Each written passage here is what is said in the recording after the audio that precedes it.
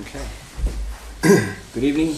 Today is February 4th. This is Town of Waterboro Budget Committee meeting. My name is Jim Southworth.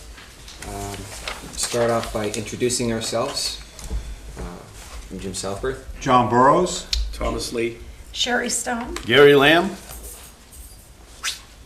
Glenn. I'm thinking cheesecake right now. Glenn Charette, co-office. Nancy Johnson, J.A. Kimberly Giles. Tim Neal. Diane Seaton. Love your hat.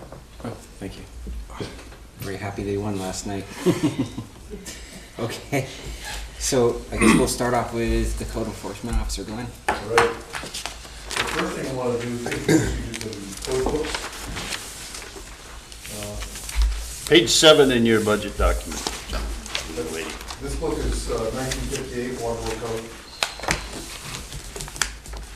This book is 1975 Waterboro Code. And these are the 2019 building codes. And those aren't all of them, because I have to carry them all back eventually. So beside the building codes, I have the shoreline ordinance and Waterboro's own ordinance. I've given you some packages in front of you. The first one's addressed to the selectmen. They did get a copy of this, but it describes exactly what my office does. Number one, obviously, I enforce the state of Maine building codes. I'm always asked, what does Waterboro enforce? They're not Waterboro codes. They are state building codes that Waterboro enforces. We're mandated by the state to enforce these codes. And I'm certified to do that. I'm also the plumbing inspector, which also has state codes that I have to enforce. I'm also Waterboro's health officer, at least one of them. Lisa Bennett is the other one. I enforce the Waterboro zoning ordinance, Waterboro shoreline ordinance. Waterboro doesn't do electrical inspections yet, but that will probably change in another year or two. I'm working and being certified for that. Waterboro has to have an ordinance for electrical inspections before I can do electrical inspections. I enforce the NFPA regulations, National Fire Protection Act. Those are all under the State of Maine Fire Marshal Office. I'm also required to earn credit units. So I'm certified presently through 2024. So presently I'm working on another 6 years to carry me all beyond that. I assist the town planner, planning board, and zoning board of appeals. I like that next statement. I have sworn to an oath to enforce building codes and ordinances of the town of Waterboro. And I swear to that once a year, regardless if I want to or not. CEO should stay abreast of new building technology, which I continually do. As you can imagine, building technology changes quite rapidly with today's energy codes. We should stay abreast of new land rules, which often change. We should stay abreast of law changes to impact the law ordinances. All of this is a daily routine for my office. I want to talk about complaints a little bit. That's where this last paragraph comes in. More often than not, complaints arise from someone who doesn't want to comply with the building codes or ordinances, or they have been issued a violation notice because they have been caught violating an ordinance or building code or any other rule that Waterboro hired me to enforce. I've become the enemy at this point, that I stay professional. I think this is a good outline of what this office does. And I wouldn't be doing her justice unless I mentioned Tammy Goldman. She's the backbone of what I do. You won't meet her tonight, but anytime you want to meet her, she's right beside my office.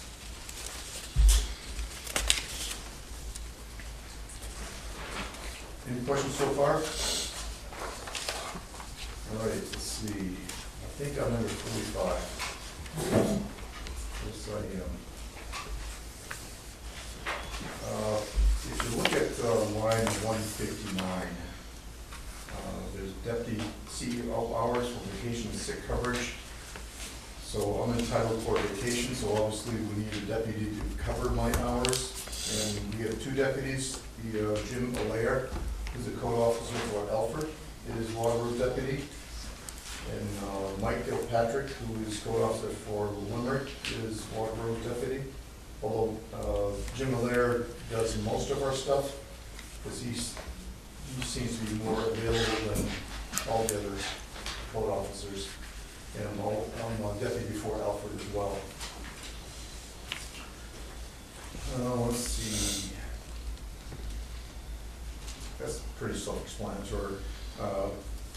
I attend any ZBA hearings and most planning board hearings, and on occasion, selectmen hearings, and that's what that money goes for. I try to attend all the planning board meetings. I've been asked by a few members and a couple of selectmen if I could attend. I'm not required to, but I feel if I don't attend, I'm missing something. So I like to attend whether I'm needed to or not in any given time. ZBA meetings, I'm required to attend those because I think of a word now, but I'm required to attend this meeting, so. A lot of times they're appealing your decisions. Yeah. That's true. Yeah, that's true.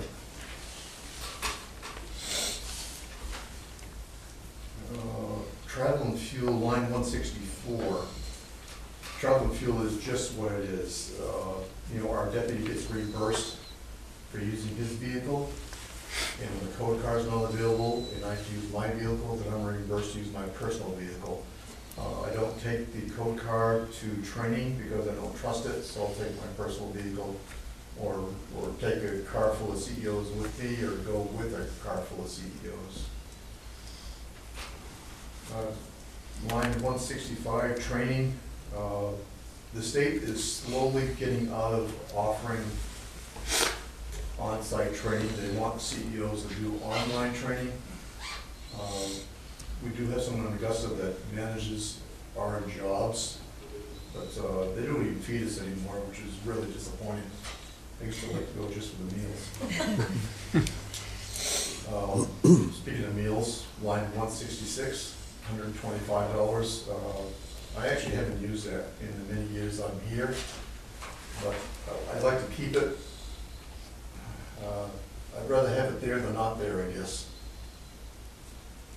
Line 167 is the dues and subscriptions. We're always getting new code books or new reference books, new FPA books.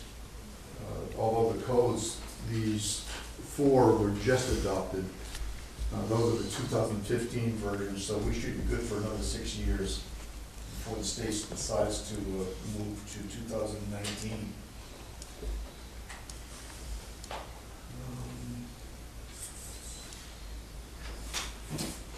Yeah, the line 175, the code car's got almost 170,000 miles on it. Last year I replaced 2 rocker panels. The rocker panels kind of hold the front to the back. And the mechanic at that time said he didn't know if the frame would pass inspection, and it's due for inspection in May. I put $15,800 in there because we always start high, I guess. I've seen pretty nice vehicles in the 2006 to 2007 range for either $9,000 or $10,000. It's coming. My worst fear is it's just going to fall dead on the road sometime. And I do about 700 miles a month in inspections. It's always on the road. I don't think I'd want to use my personal vehicle with some of the roads that I have to travel on. I really need an SUV, especially this time of year in spring. We have miles and miles and miles of camp roads, which needs an SUV to travel them. With that in mind, before you leave that line, let's tell them what happened. You put this 15.8 in here before this situation with the vehicle out in the driveway happened. I brought my father-in-law's vehicle in for Gary to look at. That's a 2012. My father-in-law just passed away, so his car is will be sold. So the siblings want $13,000 for that. It's got a Blue Book of 15. It's a 2012 with 37,000 miles on it. What's the blue book? Is it the private sale, trade-in? It's private sale. So that's the private sale value? Right. Okay. Yep. So it's worth 15, they want 13. With 37,000 miles on it, it would go easily another 8 years, I would think. It's got brand new tires on it. I think it's it's a prime vehicle. They won't hang on to long, it will sell fast.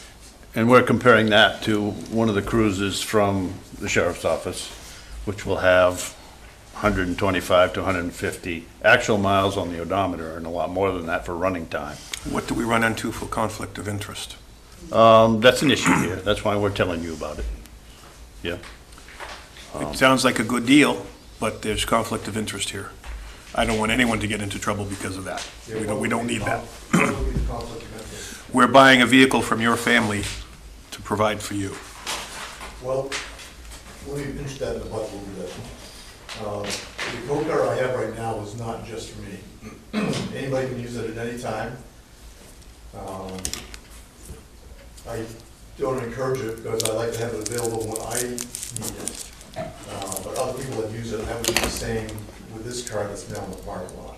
Yeah, we would use this, we could use this one to go to meetings, Right, which we don't now with the other one, so. yep. I would say it's an apparent conflict of interest, and something that we need full disclosure on, and that's Well, I would right. think the arm's length transaction, if we're overpaying if we're paying more than the blue book, it could appear that we're doing your family a favor by paying more than what the blue book value is. That's the only thing that I could see is the arm's length. You know, I don't really care if the town buys it or not. Well, we know that, You know, but, I felt it's a good purchase for the town. That's the only reason I drove it in here to see. yeah, we're playing devil's advocate No, with the I- rules and that's regulations. what you should do. That's what So, you're there for. you know, like I said, the only thing that I could see, yes, the conflict of interest, but if you know, transactions are supposed to be at an arm's length transaction, and it's not supposed to benefit the parties one way or the other. So if the blue book is around 13 and we're paying 15, No. That was the other way around. oh, it's the other way around, we're paying, oh, okay, then we're fine. Blue Book's 15, they want 13. Then we're fine. I thought it was the other way around. When the fire department first picked up the code car, they put thousands of dollars into that to get it on the road. When the sheriff's department gave it to them, and then they relinquished it to me, and yeah, I continue to put money into that. So if you buy a police cruiser with 150,000 miles on it, you know you're gonna be putting money into that to keep it on the road. But that cruiser now, we're putting from $500 to $1,000 in it every year, aren't I dare say it's probably more than that. we? More than that. He said what kind of car it was. Is there anyone that can do an inspection on it? That, Well, sure. yeah, so I think we would. I mean, structurally, the cruisers, you might get another year or two at the most out of it, but it's gonna rust out from underneath It us. is, and it will be the frame that will go first. We paid $1,200 last year for his car. What kind of car is it? It's a, Buick Enclave? no, Chevy. the one I drive now? Chevy? No, the one that One that we're I- talking about potentially It's a purchasing. Chevy Equinox Okay, SUV. so it gives you your SUV. It's right out in the driveway. 37,000 miles on it? It's 37,000. I mean, it's gonna rust out before it wears Yeah, out with that's- that many that's miles. brand That's the new. nice thing about it, so. Yep. We don't need to spend a whole lot of time on this. No. We're not planning to buy it, Yeah. but we wanted to have it in the light of day here, so. It just fits what I need, and it's there to use when I'm not using it. And our thought was that we'd be spending a whole lot less money on maintenance and repairs on this vehicle than we would 4 to 6-year-old sheriff's cruiser. Yeah. So, that's an idea. So, where are we here? We just finished, Roll 175. 176. Yep. Is basically just funds to keep the cruiser going. We just got 2 new tires this year, two snow tires for it. 178 legal, that's apparent what those funds are used for. We have a couple pending court cases right now that we don't have to get into right now. Consultants, 179, obviously there's no money for consultants because I don't use consultants often. 181 is advertising. I have classes that teach codes to builders, so I advertise those classes, that's what that's for. 182, We have to mention that we have some offsetting revenue when they come here. They pay right, $25 to $50. Sometimes we feed them, sometimes we don't. that's correct. And it would offset Yep. the cost for It that. creates a little bit of revenue for my office.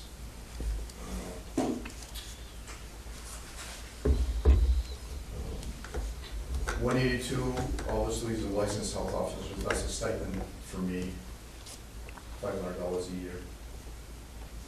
And that concludes what I'm asking for. Because the secondhand vehicle is important to me, not necessarily what's out the yard, but it's just important. Having a car lettered like the car is that I have now has an impact in town, because they see me traveling the streets, they know who I am, and they know what I'm looking for. It makes a difference. I know that might be, it just makes a difference to know that I'm out there. They know that I'm out there. And that card is lettered big, so you can't mistake what it is. Now, on 176, the vehicle, basically the vehicle maintenance, if we approved a new vehicle, that would go away, right? Not necessarily. Could go down. If it's a police cruiser with 150,000 miles on it, they're just gonna keep it to the town as is. Right. It's probably gonna need new rubber. So I may not go away. If it was one of those cruisers, Jim, I wouldn't drop that a nickel because of how old and tired those SUVs are. But if it was something newer, we could certainly drop it some. I hadn't thought about the conflict of interest. That's valid. This just came up. We talked about this last week. And you're trying to do what's right and bring it up, but there is a conflict of interest. Yeah. And that's something I guess the selectmen would have to I decide. can see that being blown Yep. out of the water. Somebody could. No doubt it will. Yep. Oh, we'll talk with them. We got one selectman here tonight. And, I mean, we're gonna talk directly with them too, so.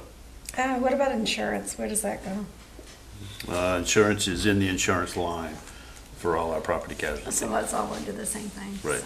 It's under one Did we- section of the budget. Because we'll probably have more insurance on this one. Do we know what the difference in the rates? Difference in the rates on a per thousand basis, you mean? Well, if we buy a newer vehicle, obviously the insurance is gonna be a Oh. little bit higher. It would. We don't separate that. All our insurances are under one section here. And for property casualty and liability, we're paying $40,000, $42,000. So we don't split that out in individual departments. We could, but that's a lot of make work for Yeah. no real good reason. Our insurance is through Maine Municipal Association and health insurance as well as property casualty. What what days do you normally work? Tuesday through Friday. Tuesday through Friday?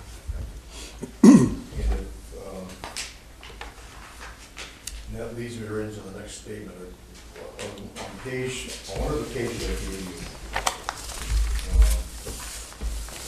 you, the annual report, which is July 2017 through June 2018, that's going to be in the annual report. That's the second page of what I submitted to you. That's a good rundown of what this office did in that time frame. And as you see, I've got 3 years broken down, and every single year increased over the previous one. Remember, they got the 11 by 17 bigger version of that Yep. a week ago. Yep. That Tammy got to me, so they have that in their Okay. notebooks. So we are extremely busy.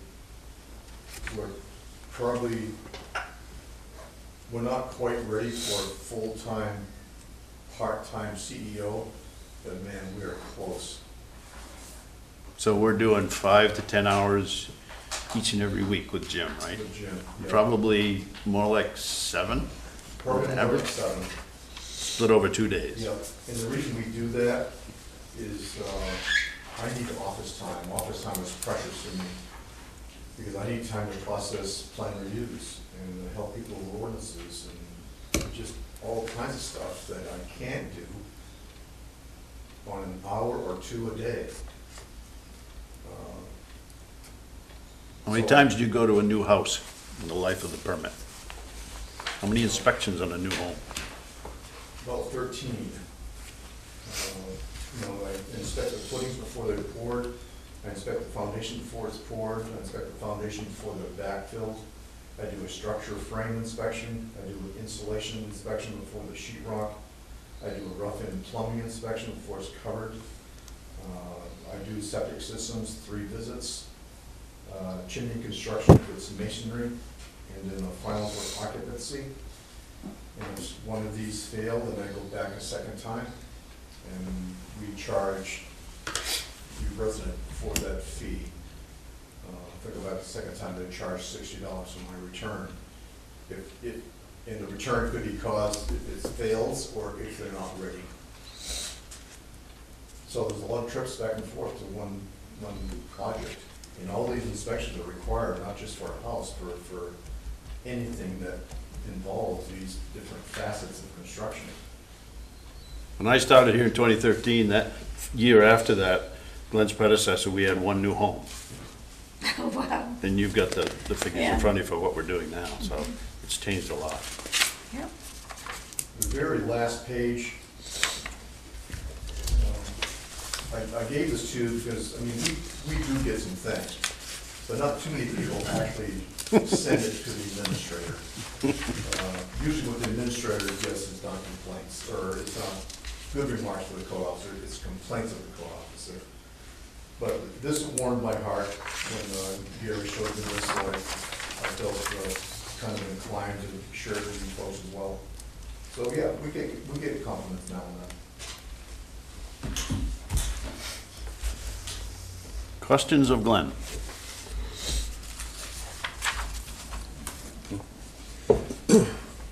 Anything? I have something on line 159, where the current fiscal year's budget is 4560, but you're asking for 7,200. So it's like 2,700 higher. Last year, you asked for 6 hours. Right. This is a mistake, yeah. So it would be accurate, in your 7,200, that figure of 3 should be 6, should it not? That's correct. Okay, that's my mistake. Right. I didn't even get that up, Gary. Good catch, Sherry. You in business, in finance? Yes, I am. Essentially, I cut him in half last year. We're not using, and that's the reason I brought that out for Jim Malaya, who does most of our deputy work. We're definitely using more than 6 per week now. He's a good inspector. He's a former builder like Glenn, and it's working out very well. I would say 6 hours a week, so when I go back to correct this, I might knock that back down to the 4560 or something along those lines Okay, going forward, but that's a good catch. okay. Well, Glenn won't like that, but that's no, I won't, but keep in mind the rate that we need to pay him. right. We're paying everybody $25 an hour for the deputy work now. We are, Moving forward, we are, okay. yeah. Since we have a third person that we hope to break in, the fellow from Shapley that may do some work for us.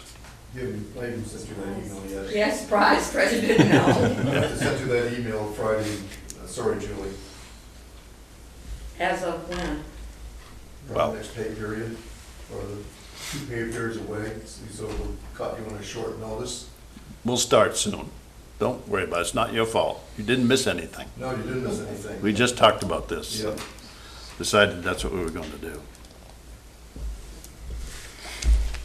I'm excited about the new archive storage that we're gonna build from last year's budget, which will be between the. Quick walk? We got time to take a quick walk? Yep, let's do it. Go out that door right there. You can join us, Diane.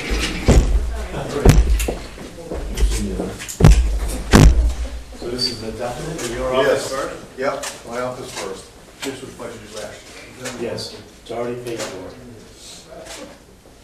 No, it's not paid for. Approved. 5665.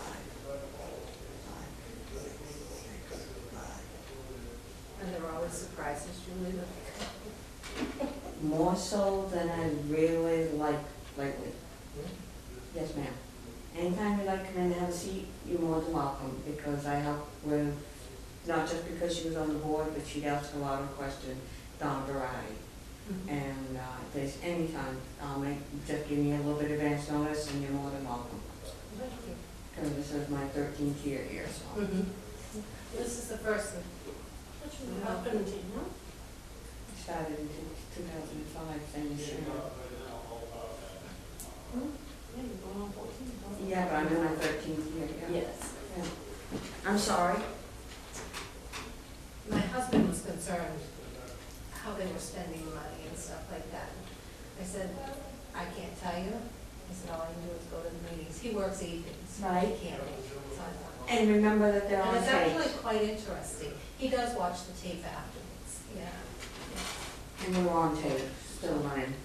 Some people said. It's actually quite interesting. And you see whole cities have had their, Nancy, I think you were the one I talked to about the Coast Guard. and even if they try to pay, it's been lost. Hopefully we won't have to do anything after the 15th. Yes, hopefully not. Keep my fingers crossed. And I never heard from her, so they must have Yeah, they must have been. gotten notice of something. Yeah, I know we got our pension the first, so I'm sure they got something, Good. but I didn't ask her. You know, that's serious, that's, Yeah. I kept a note and waited and, so, whenever that on the news, they were. Well, you know, I asked them, I said, I don't know how many Coast Guard couples are in this community anymore, I used to, because we used to all kind of get together. And she said there was more than I knew in like Arrowhead, a lot of people live up in that area. Yeah. When I saw the news, they were reopening the government, knew they were all gonna get paid. And then I hadn't heard, I said, okay, they must have finally got their pay. They got something, I'm not sure how much they got. The young gentleman was in my office that was affected by the shutdown, and they may be shut back down in a month, less than a month. Yeah, I think the 15th is the next day that they're supposed to decide one way or the other. So, we went through it when my husband was in the Coast Guard. Oh, wow. 1 month, they reimbursed us for it, and then one other time, another year, we didn't get reimbursed for it, so it's just a hit or miss thing.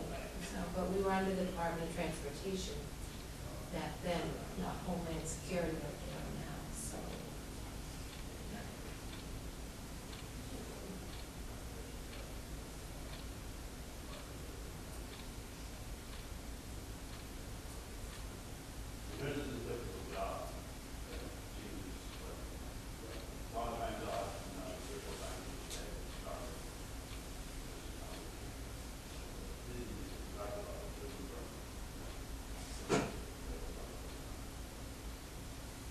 Just want to show you this. So, also, the old safe corner of that old building over there, we're gonna rip the wall out, get that old safe out of there.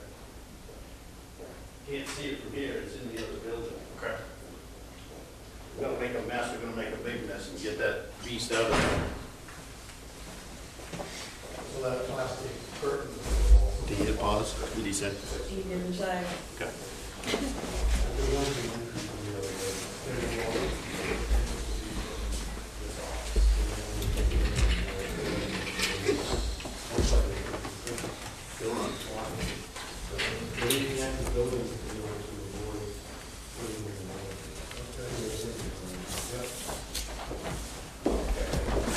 All right, so for the folks back home, sorry for the absence. We just took a quick walk through the code office here, and if you have any other questions of Glenn, that's fine. If not, move on to,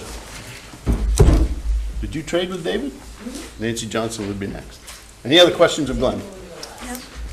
Well, thanks for your time. Thank you. Nancy Johnson, our General Assistance Administrator. And we are on page 17 in your budget document. So those of you that don't really know what general assistance is, it's basically this lovely red book. A lot of numbers from the state that they allow us to use in certain categories.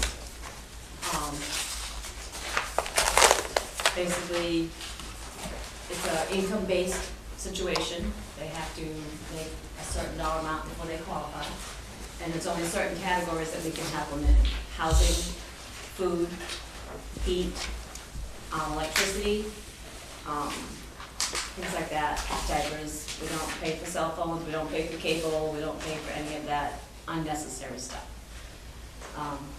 Bare necessities.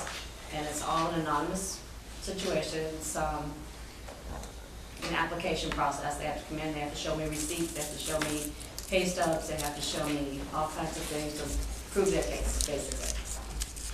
And I do have an option for an emergency situation if someone is just barely over, but they just had a $2,000 vehicle breakdown, whatever the situation occurs, we can help them once. Other than that, it's a monthly basis. They're allowed to come back up to 9 months in a row for rental. Other than that, they can qualify for something every month if they need to. But they have to qualify, and they have to prove income. Every penny that they make, they have to show me where it went. Other than that, our biggest, let's see, where do I start? I start on about $475 for heat. We also have a lot of donation money that comes in for food assistance. So if they don't qualify for this, but I see that there's a true emergency, I can help them with 100 gallons once per heating season through the donated money, which is bottling cans from the transfer station. Anybody that leaves bottling cans at JD's on their own, different businesses in town will sometimes just come in and give me money. WAB used to do it when they were as a group, JD's, several different ones, and some individual people will come in and just give me $25, $50 and say, here, I want to put it towards this. And the Santa's Helper program at the end of the year, he'll usually give me whatever they took out for Christmas that didn't use, will go to heating, things like that. The biggest is rent. That is my biggest expense. Food has cut down a lot. I haven't used food pantries. So that number's dropped from previous years when I first started here. This budget was, oh goodness, 80, 90,000. You know, it was up there before, so we've dropped it a lot. Medicine, we get to use Medicare prices. We have a code that we would use for main care, so we get a reduced price. So if they main care pays $2, $3 or $0, that's what we have to pay. I keep cremation on line 480 in there. I very rarely have more than 2 a year, but there have been times where I've had a couple back to back, and then there's years where I have none. But it is necessary because it is mandatory if they apply for us to prove that we pay that certain dollar amount. That is for 2, right? That's for 2. Yep. Electricity, I try to keep that at a minimum as well. I try to make the payment arrangement for them with the electric company before we do anything. Sometimes you have like a little bit of a down deposit, you know, a down payment on it for them. Only if they qualify again. Gas, I keep that in there only because if someone is on empty and they have a job interview, I need to know, have proof that there is a job interview. I will give them a voucher for gas to get to that interview so they can try to get that job and get back on their feet. But just out of the ordinary, we don't put gas in someone's vehicle so they can just go wherever. The water category,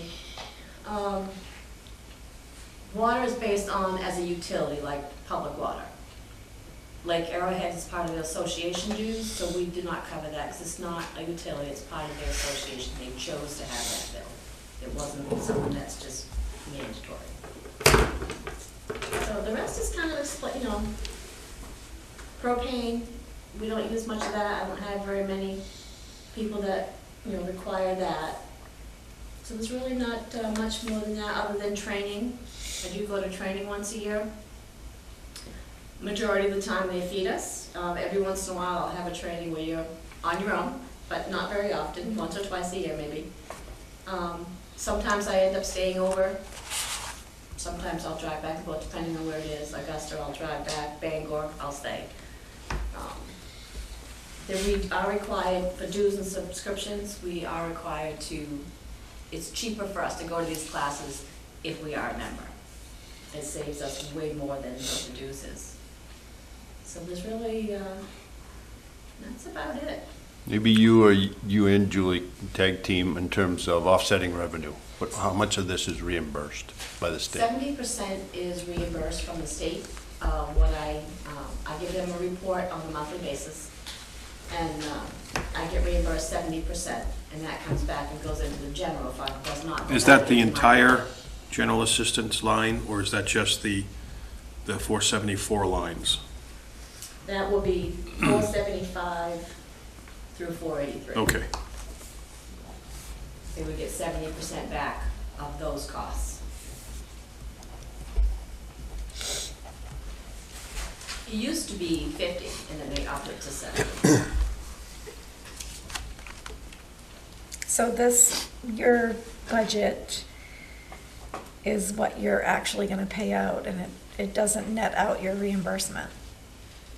No, the reimbursement comes back into general fund, so I Okay, don't so see general that. fund revenue. There's a separate revenue budget that goes with, this is just the expense side. Yeah, Yeah. okay. But it includes 100% of what we pay out, right? It's not netting out. No, it's 100%. Yeah, okay.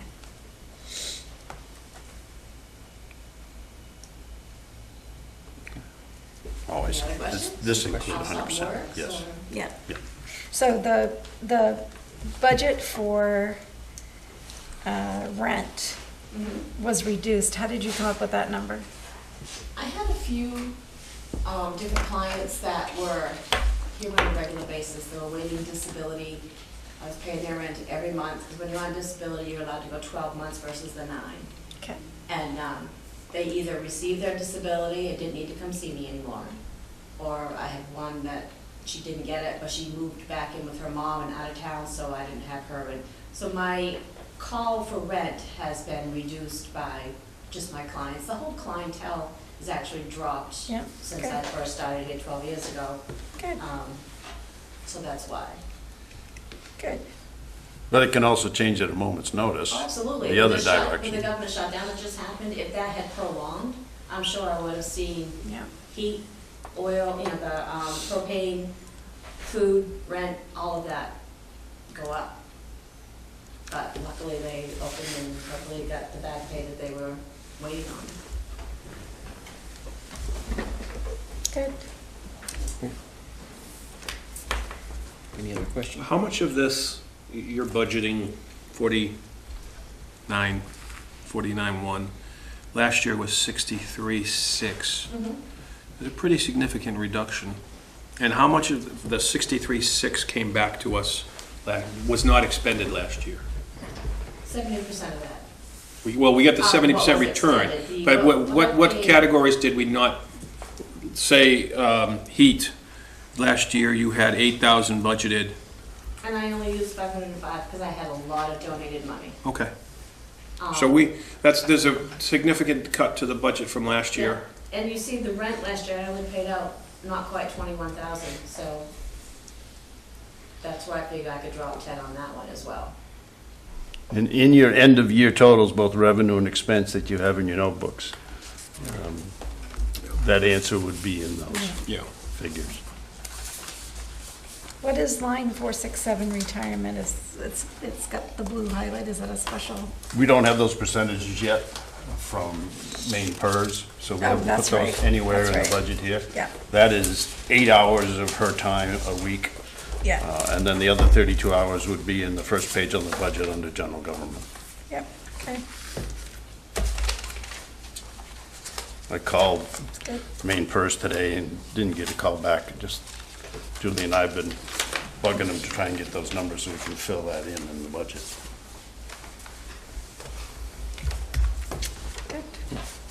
Any more questions? Thank That's good.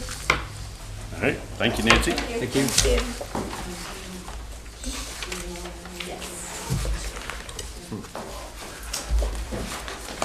I just spoke to David, so he Who's that? You must have it someplace in there. I thought I did. And David's budget would be on page 5. Page 5.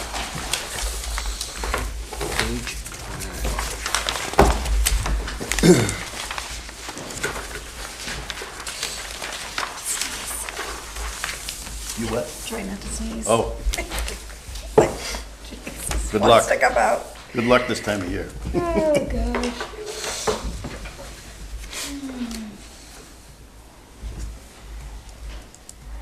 I was hoping that this year we would be able to do like Facebook Live, where Dave would be able to broadcast this on Facebook Live, and people that, you know, can't be here for the meeting, maybe they might be at work, or for whatever reason they can't be here, they could actually type questions in, and we could read the questions off if it's a question that we didn't answer or ask already. You and David talked about that after Yes. last season, didn't you? Yes, Yeah. yep. He said that they had to upgrade some of the equipment, so I'm not sure if they've done that yet or not. But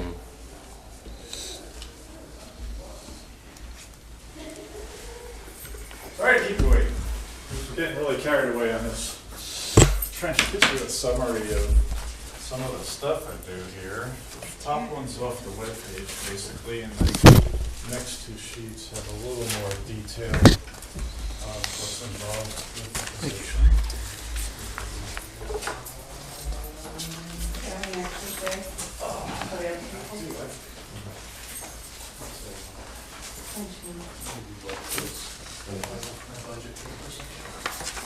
Need this?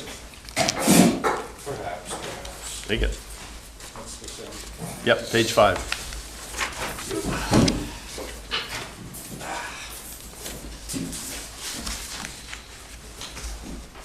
So, what do you do?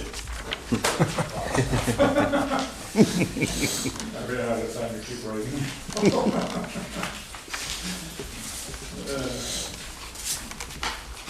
Pretty much every piece of equipment, hundreds of pieces of technical equipment in the town, everything from routers to computers to monitors to printers. I've researched, purchased, configured, touched, set up.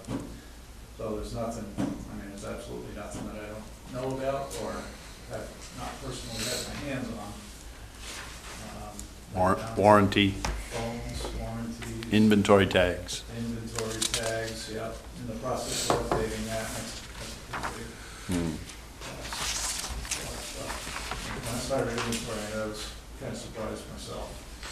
You know, when you go from, you know, battery backup, computer, monitor, and a couple of printers, like out here, there's 2 or 3 printers at some of these stations.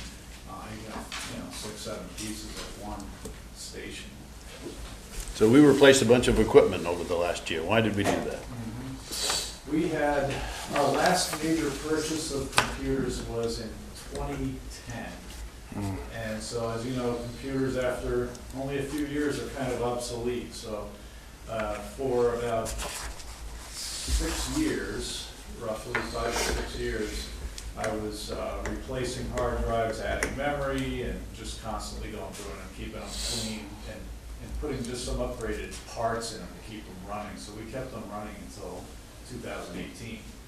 And at this point, we have to move to Windows 10. Obviously, they wouldn't handle Windows 10 because they're 32-bit systems. So we did a complete townwide upgrade this past year, so we're good for a while again. I'll keep these running the same way. Security. What are the challenges? Endless. The challenges are mainly people. The challenges with security, I'm always on top of that. I have several tech blogs that I stay on top of. We've got firewalls in place. We've got routers that do network address translation. So, and we're invisible to the outside world. So really, One of our biggest threats really right now is the phishing that's going on. People sending email after email, and they're getting smarter at making them look like it's something you might want to, your bank account's been hacked, or here's your invoice, click on this, and those are the kinds of things we're up against now. Our antivirus software is pretty smart, so it's catching it all so far. So far so good. But since the Stuxnet virus was created to take down the nuclear reactors in Iran, and they got a hold of the virus and set it free in the wild, that's been being modified. So there are smart hackers out there who are able to get into electrical systems, your electrical grid, basically everything, and they can hide behind the wall that this thing creates. So not under any illusion that we're foolproof, but we're as invisible as we can be. And so the biggest thing that I do now is try to tell everybody very regularly, right? And I send the message to everybody, so you'll get it too, is what's coming up next, what's happening. Make sure you're very, very careful with emails if you're not expecting an attachment. Make sure that you call somebody. It's easier to pick up the phone than it is to rebuild your computer. So, always just make a phone call. Did you send me this thing? Yes, I did. Good. No, I didn't. Then don't open it. Kind of simple as that. But we have to keep reminding everybody, because as time goes on, you get them over and over and over, and you start to forget, or get sloppy, or it catches you off guard because you're busy. You're just clicking through your emails. I've almost fell for some myself because they just look so real.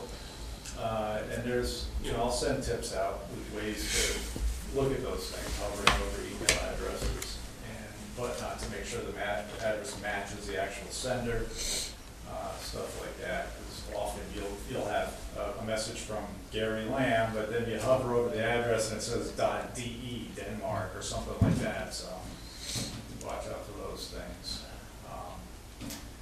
Other than that, we do have, physically in the building, I maintain the alarm systems, new accounts, getting rid of old accounts, responding to burglar alarms, which fortunately hasn't been any since it's been below zero in this cold weather. It's already been, I think last summer was the last burglar alarm. Maybe you could explain when we upgraded the security system, what's required now to come and go, to reset the alarm? To come and go, you have to have a 4-digit PIN to come in and to leave. Unique to everybody now. Unique. Whereas before, the whole bloody town knew the 4-digit code to get in here. Everybody had the same code, yeah. Pretty clever. Did that 2 years ago, right? Yeah, it's been a couple of years. I want to say 2, and if I say 2, it's probably 5, so. No, I've been here 5. All right, you know how time flies, I just swear, every time I say something 2 years, it's really 5, so. And do we have cameras in town? We have cameras in every building in town. We're watching the library, the fire department, South Station, transfer station, around the shed in the transfer station there, the Department of Public Works, even in the salt shed, up in their garage, and there's an internal system here, external system here, and one on the old side. That covered, there's actually 2 on the old side. One just has a couple of cameras in the parking lot, the other is covering the interior for the kids. So we have a lot of kids in and out of there, and a lot of adults in and out of there. Definitely want to keep an eye on what's going on there with the potential risks. And we also now have a magnetic door lock system that I installed, so you actually can't get in until they let you in. You push the button, it rings the phone in the gym, and they have to press a button to let you in. So. And they're looking at you on the screen. And they're looking at you on the screen, yes. We got the system set up so that there's the biggest picture and a bunch of other cameras around the edge, but the biggest one is the front door, so they can see who's at the door and talk to them physically. So security's a big deal in my mind. I'm always looking at windows and everything else here, so making sure they're locked, because in the summertime, sometimes they don't get locked again. So everything from internal computers to the physical building itself to the cameras, and often when there is an alarm go off and I get that call, I can remote in and check the system, and just look around, see if it looks like everything's okay before I come down. Because I beat the cops here a lot of times, and it's kind of weird coming in without it, when the alarm's going off in the middle of the night. How often do you remote in here in the course of a week? Oh, a lot. I do a lot of work after hours. It's just, it's easier because nobody's on the computers, so that's very common to do the updates then, update the server, reboot the server, because quite often you have to restart the server, so. Checking logs, a lot of type of stuff. It's a lot easier to do remotely. I can hit every building in town from my office or from home. Once I get connected from the main computer to the town computer that I have set up for remote access, I can go from there to every office and check every computer, help everybody. I can do it remotely from the road by cellular and my laptop, which is why when it says 24/7, 365, I mean, I was on my way to a funeral in New York for my sister-in-law, and I got a call and was able to help somebody even then. So there's really no time where I'm not available. That's, you know, vacations, holidays, and on my way to funerals. What's the chance of,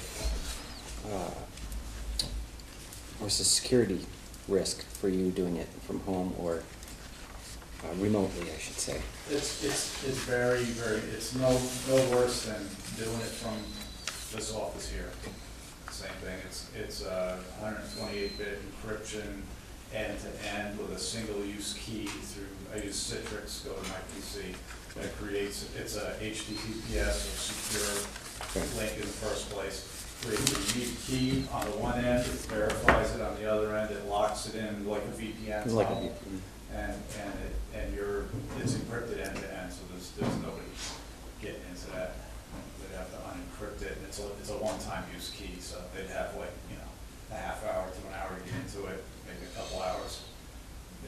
They're not gonna work that fast.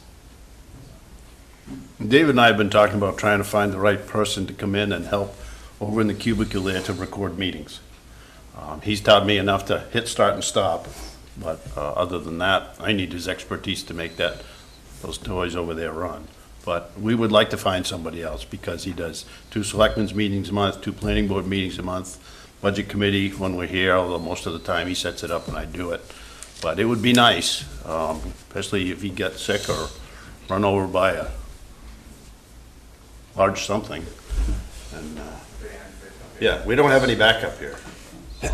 We're fighting that in other situations as well, but David's certainly in that situation as well. We haven't put anything in the budget for that. We thought we had a line on somebody that might have worked out, but we're still looking. And that can, you know, in my mind, that can come out of, there's a cable line here, line 126. We could talk about using it out of that so it would be non-taxation. Yeah, that line's essentially there for emergencies, unintended consequences. And how are you involved with community cable? What is that? The Cape Cod Community, Cape Cod. Saco River? I did do Cape Cod before. Saco River Community TV, or Media Center as they want to be called now, because we're going to live streaming and whatnot. It's not just TV anymore. And be surprised if cable TV is even a thing in another 10 years. But I'm on the board up there with those guys. I know all of the equipment that makes the station run, so I'm often the guy they call for help if they get stuck. And they're pretty good though. They'll take help rather than ask me to come up. They'll ask me what to do and they'll go fix it. So that's been really good. But we're end to end. From here, we go directly to the TV station with fiber. There's a fiber optic connection. We flip the switch over in the corner there. It takes over the town of Waterboro only. It's split up at the station so that each trunk takes over just your town. So we're not infringing on Limerick or something like that.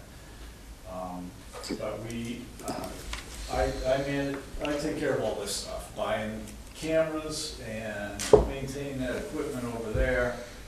Even the fiber box, when it blew, I went and researched that and got a new fiber box to bring it to the studio. We set up a link to the fire station, took care of that. We just had to deal with Spectrum, or Time Warner at the time, which is a nightmare, and it's getting worse, but got it done. And we've harassed them a few times for residents that wanted, Middle Road was the last one. They didn't want to go up there and provide cable to somebody out there, and I went up there and I drove the road, and we had 15 houses per mile was what the franchise calls for, and it was there, so we were able to push them on that and get them to go out and fix, set it up for the guy. So what you want to go? Yeah. Just give them they need a background for all you folks from tonight as to what you do, why you do it, how you do it. Yep. Set up all your email accounts. Matter of fact, I don't know if I do mess with you guys, but I set up your accounts. You got back to me anyway, when I got stumped, so. Yours is working, right, Sherry? Yep, now that he got the right name. It's calling me something else. Yeah, there's about 200 accounts altogether now.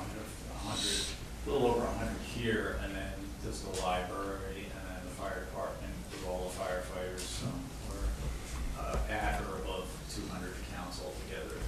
And one other thing, the Saco River folks, if we want to do a small spot, for instance, when we were thinking about the fire station addition, we did 2 different commercials, I think, for each of those bond votes, and I don't think we paid anything.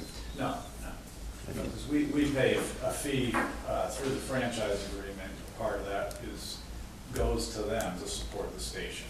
There's a station manager and a media technician that work up there, so the money goes to support the station and pay the electric bills and the internet and all that stuff, keep it running. So that's split between 6 towns based on our population, so it's prorated based on each of our populations as to what the total is. We need them for anything, they'll come down and help us, and it's no charge to us. Yeah, they videotaped it, they edited it, they put it all together, gussied it up and made it look nice. And the committee that's meeting after you folks, the steering committee for community center. If the community center and the selectmen decide they want to do a commercial, I mean, those would be the people that would be doing that a year or 2 down the road. They're very good. They're very good. Yeah, they filmed the Blues Festival this past year too. We'll be at the next one. They did a heck of a job putting the soundtrack from the sound company together with the video that they took. So, yeah, really phenomenal. A bunch of guys there. But we are in a battle with Spectrum right now. Spectrum's trying to eliminate franchises and shortchange towns, and on the federal level, they're pushing to get franchises nullified. So it's a big challenge. They're putting a lot of money into Washington right now, paying off politicians, trying to get their own way. Deregulation. Under the name of deregulation. It's really under the name of bigger profits and total controls. A lot of fun there. Yeah, they got the local stations moved up to the 1300s. Moved this, yep, Right. moved this from, we were on 5 here in this building, and they moved that into 1301 now, so. And it's, they call it Digital Siberia in our realm, but it's good luck finding that, especially when you have a lot of really elderly residents, and they're used to like clicking down a couple of clicks, and there it is. Now it's, what the heck's 1300? By the time they hit 1.3, it's gone. They have to start over again. So not cool.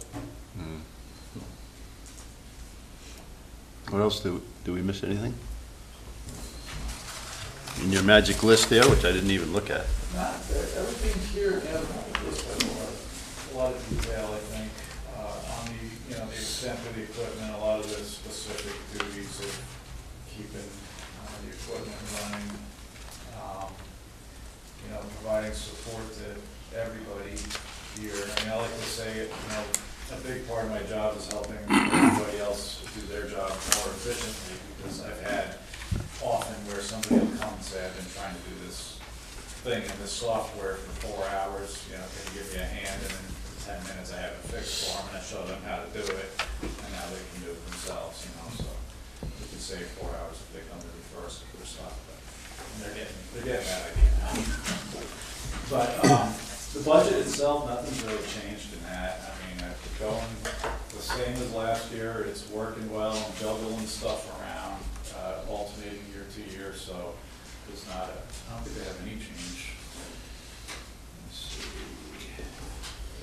Other than maybe software, because Trio municipal software is an ever-rising thing. Trio software.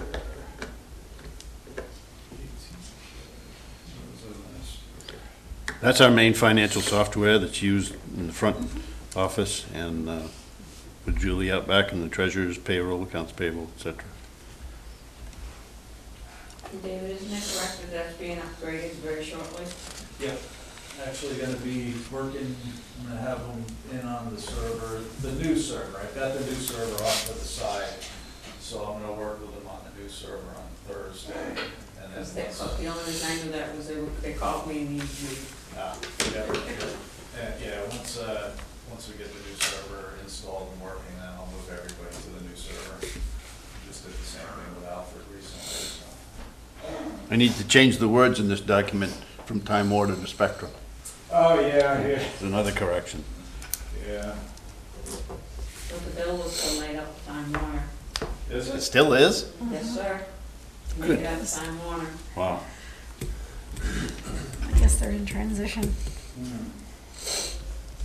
Here's a good little example. Our animal control officer, who here, there, and everywhere works for two or three different towns. We don't have any records in this town like we should for dogs and other animals. So we got a secondhand tough book, and Sherry and David worked together and designed a form that he can have right on that tough book in his truck and fill it out and hit submit. Comes right to the town clerk. And this is information that come this next year, we're gonna have to start reporting that to Augusta. It's mandated now, so our timing on that was excellent. I just found out about that mandated reporting a couple days ago. So Christine will have that information, and we've been calling hundreds and hundreds of dog owners and made some real progress in the last few days about whether, Fido is dead or still needs to be licensed, and please get in here and get it licensed. So David helps immensely in things like that are really out of sight, but pretty important in the day-to-day. When at one time we had over 1,000 dogs, we had no idea if they lived here or alive or whatever. So his work gets in a lot of different areas. And when something breaks, he gets the call. And when you can't register your car out front because the Trio software has a indigestion, he's the guy that gets, a lot of times he fixes it from home or wherever he is. That's very handy. Yeah. I used to say, available during regular business hours, but the fire department has different business hours than we do. The library has different business hours, so it's kind of all hours. But we do, over the next year or two, we do need to find somebody that can take some of the heat off of him in terms of work. Are there any colleges that have an IT program that we might be able to find an intern? Is that something you would consider? SMCC, I guess, would be the first stop, probably. I don't even know if that would be something you'd want to take on as an intern. Right. You'd have to train them every time. Yeah, you have to train every time, and then, who do you trust too? I mean, I'd rather see somebody that's gonna be around, that somebody knows, that I could probably find somebody, but it's, I'm leery of college kids just because of, I suppose I could keep them off critical stuff, but, what are they learning then, We'll keep looking. Yeah, let me think about that, like how I can split it up, because it's either gotta be somebody you can really trust, or I have to divide it in such a manner that nobody, they can't get into stuff where they can cause damage to the system or use the system to become a robot, sending out spam or this, that, and the other thing, hacking through it, and that's the thing I'm leery of. Is this operation carved out into its own niche so that you could do that for just here to start with? That's on a secondary server, so yeah. Okay. I've got a few non-critical systems, custodial, road review, garden committee, there's a training computer, these two computers for the AV booth, all that stuff is on a second network. It doesn't touch anything critical. OCD about security. That's good. Got me. Well, you folks probably also get all kinds of emails from your bank or somebody you think you know that's sending you things, and we're getting those every day, even through the antivirus software we have here. It's a challenge to figure out which are legit and which are not. Wild West. Have you been able to work with this equipment so that maybe next year we can do this meeting on Facebook Live? Yep, actually working on, actually it'd be Vimeo, I think. Vimeo bought the live stream. So the live stream and Vimeo are now combined.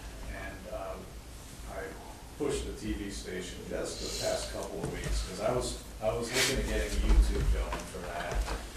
And YouTube wants you to have 100 subscribers first, which probably we can do by putting the message out. Yeah. But YouTube pays you too. I pushed the station better because it'd be nice having them just manage it, because they really should be anything to do with TV, including streaming now, because they're rebranding themselves as Saco River Media Center, right? And they need to remain viable, and they're very useful to us in that manner. We want to keep having the ability to grab them and record stuff and make productions. They make top-notch professional productions. They've had national recognition on a couple of things, including some bulls. Literally the Bulls. Yeah. They got national award. Yeah. Award on that. They've got awards on their Indian Cellar in Buxton and a lot of those things. So anyways, they agreed to get a streaming device for every town. So that's coming sooner than later. We'll be able to flip the switch pretty soon and just go live automatically. Will people be able to ask questions online? That's a good question. Yes and no. I mean, I'm not sure if it's a good idea, but it's a good, I don't see why they couldn't, because even if it wasn't set up for them to, to clog up the video space with questions, they could always text you anyway. Could you do it separately, we just have a laptop with Facebook on it? Mm-hmm. Yeah. Just take it as it comes in. Right. Keep them separated. Yeah. That would be nice to keep that clean. Yeah. Because the problem is it tends to become I think Community took theirs down, didn't they? Yeah, Waterboro Community? they opened a new one, but they took the old one down. Yeah, it just tends to become a misinformation place, and then a lot of fighting about the truth and what's not the truth, and you're a liar, no, you're a liar, it just becomes a big, Becomes Facebook. it becomes Facebook, all over again. Oh, it was Facebook. Yeah, no, it loses its usefulness when it becomes a place for people to fight, instead of coming, being face to face and talking things out civilly. The keyboard warriors in their mom's basement, I like to say, are just really free with flinging insults. It doesn't need to happen that way. We just don't want anything attached to us to look that way. So, we'll keep it professional and nice and clean and friendly. That's hard to do when you start doing two-way. So yeah, if we could keep something separate like that, that would be great. We can set up a separate email address if you want, like complaint said. No.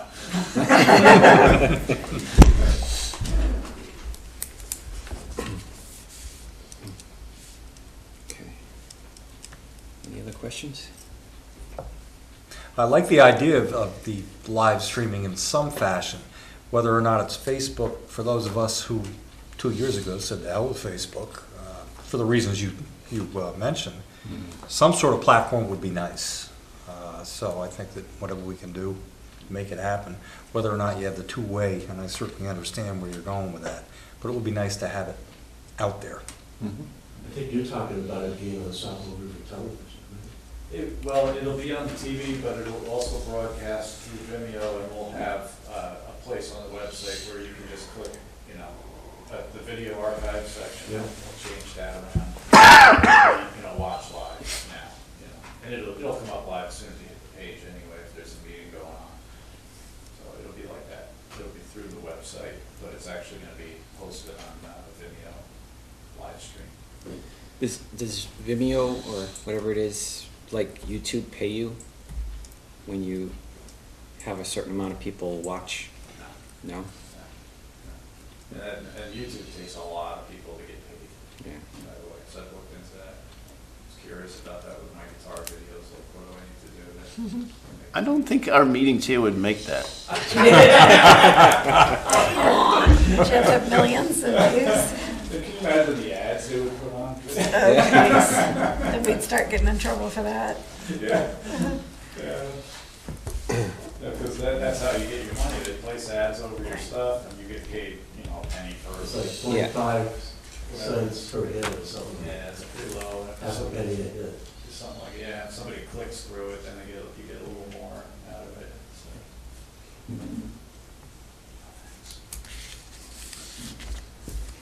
Okay. Thank you, David. Thanks.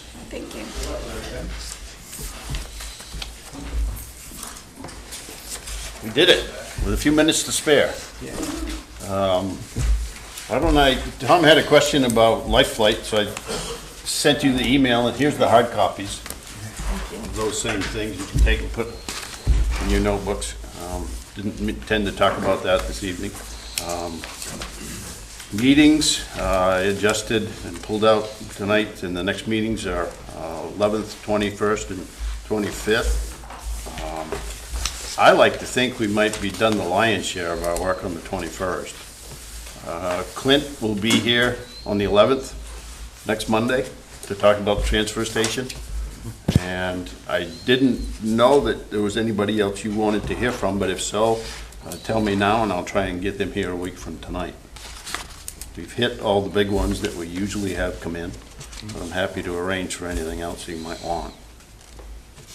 What about the, home days? They've come in before.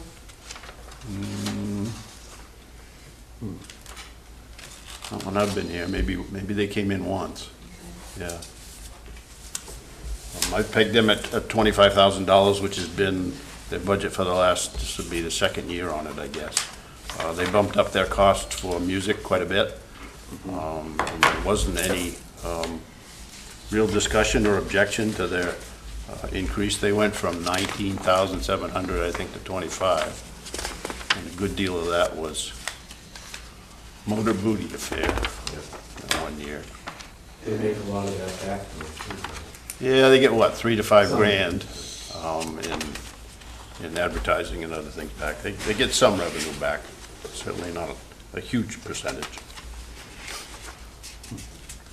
So transfer station next week, and Lord only knows when Julie and I are gonna know the percentages for retirement, but we will fill those in just as fast as we can.